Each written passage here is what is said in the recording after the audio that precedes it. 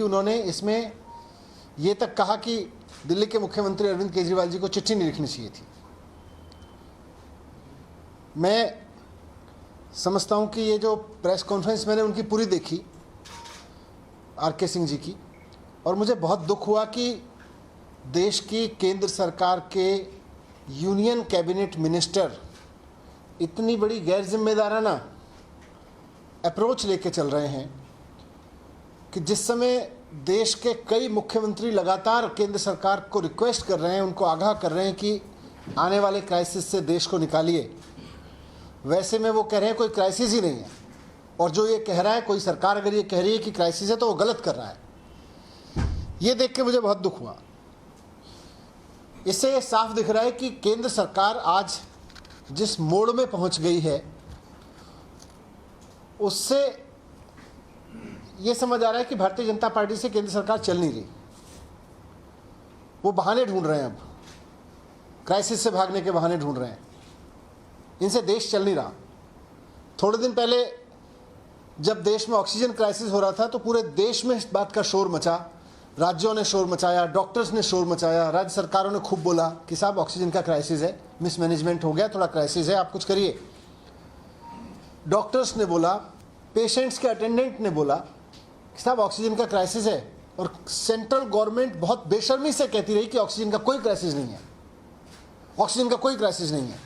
जो भी राज्य बोलता था, दिल्ली ने भी आवाज़ उठाई, दिल्ली ने भी कहा ऑक्सीजन की कमी है, ये बोलते थे गलत बोल रहे हैं, मजाक बनाते थे उनका, बोलते थे झूठा सिद्ध करने की कोशिश करते थे राज्य सरकारों को।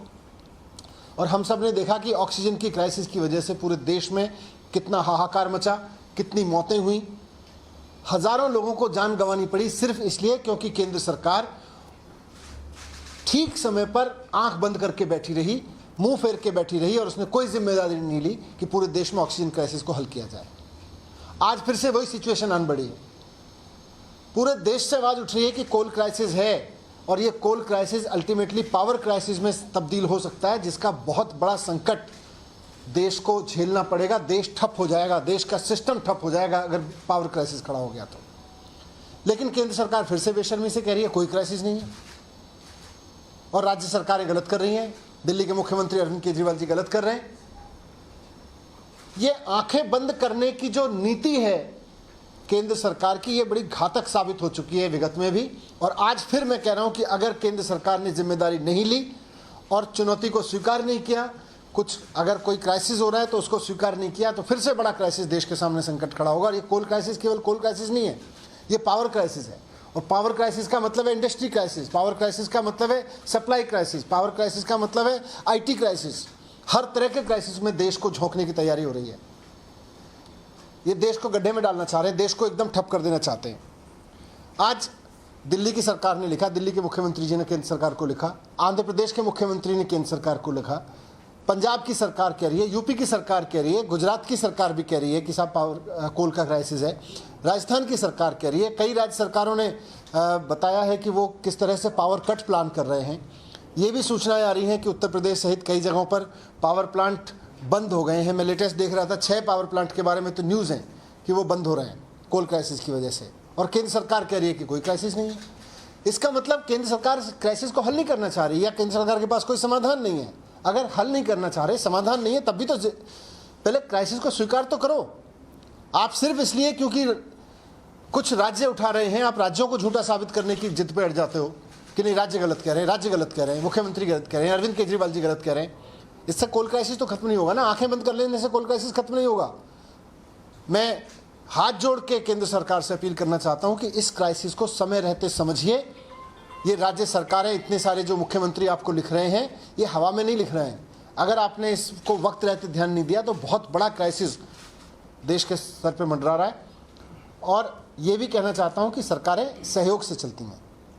सरकारें इस चीज़ से नहीं चलती हैं कि राज्य सरकार अगर कहे कि क्राइसिस है तो आप बोलो कोई क्राइसिस नहीं है, बंद करो, बकवास कर रहे हो। इससे नहीं चलती हैं सरकारें।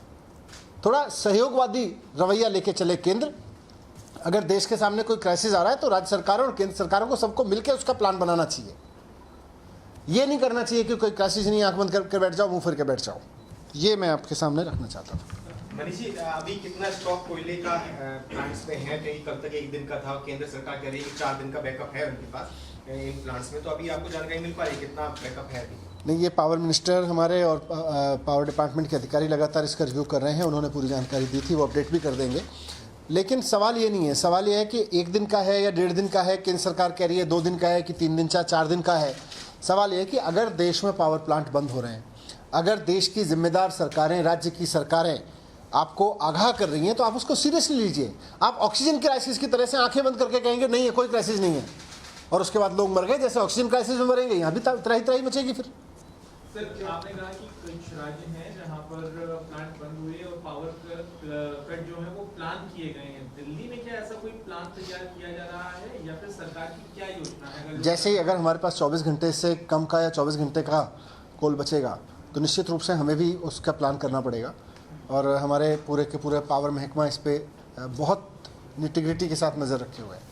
सर, गैस के साथ गैस से जो प्लांट चल रहे हैं उसमें पर्याप्त मात्रा पर जो गैस की सप्लाई हो रही है? नहीं, गैस की गैस जो था उन्होंने पर्याप्त ऑलरेडी सप्लाई कर दी गई है केंद्र की तरफ से, तो जो गवाना और बाकी 2 प्लांट थे क्या उसमें पूरी तरह से नहीं, as far as gas is concerned आज की तारीख में इस समय कोई वो नहीं दिख रहा है, चैलेंज नहीं दिख रहा।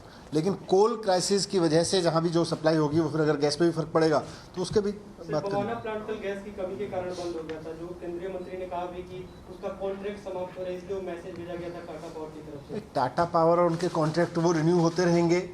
लेकिन अगर चारों तरफ से राज्य सरकारें आपको कह रही हैं भाई कोल क्राइसिस है, कोल क्राइसिस की वजह से हमारे पावर प्लांट्स पे बिजली उत्पादन पे संकट आ रहा है, तो उसको एक बार स्वीकार तो करिए। आप सिर्फ राज्य सरकारों को झूठा साबित करने की जिद में आप क्राइसिस को स्वीकार नहीं कर रहे हैं। तो कोल क्राइसिस को लेकर के और बिजली की कमी को लेकर के ये मनीष सिसोदिया का आपने सुना